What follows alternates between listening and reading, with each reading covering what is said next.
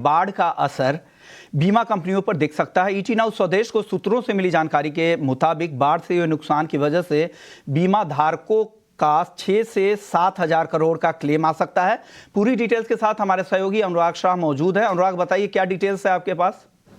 देखिए, तमिलनाडु के जो अलग अलग शहर हैं वहाँ पर काफ़ी ज़्यादा वो प्रभावित हुए हैं बाढ़ और साइक्लोन की वजह से पिछले कुछ दिनों में जो आया है। और अभी तक जो वित्त मंत्रालय को आंकड़ा भेजा गया है नॉन लाइफ इंश्योरेंस कंपनियों के द्वारा, वो 2000 करोड़ के जो क्लेम्स हैं वो कंपनियों को मिल चुके हैं। और इसके अलावा कंपनियों का अनुमान है कि ये जो कुल राशि है 6 से 7 हजार करोड़ तक की हो जाएगी, क्योंकि तूतीकरण और कुछ शहर हैं जो पिछले हफ्ते ही भारी बारिश और बाढ़ की चपेट में आए, तो वहाँ से जुड़े हुए जो क्लेम हैं वो अभी रिपोर्ट होना शुरू हुए हैं। तो आने वाले दिनों में ये आंकड़ा बढ़ जाएगा। और जो कंपनियों को क्लेम मिले हैं इस बार, सबसे ज़्यादा जो बड़ी संख्या में क्लेम हैं वो मोटर इंश्योरेंस के हैं। गाड़ियाँ जो है पूरी तरफ से 2 व्हीलर या 4 व्हीलर जो भारी बारिश के कारण डूब गई, और गाड़ियों से जुड़े हुए क्लेम हैं। और इसके अलावा नॉन मोटर सेगमेंट में जो क्लेम की राशि है वो ज़्यादा है। फायर इंश्योरेंस की एक तरह से फायर और स्पेशल पर्ल पॉलिसी जो होती है, जिसमें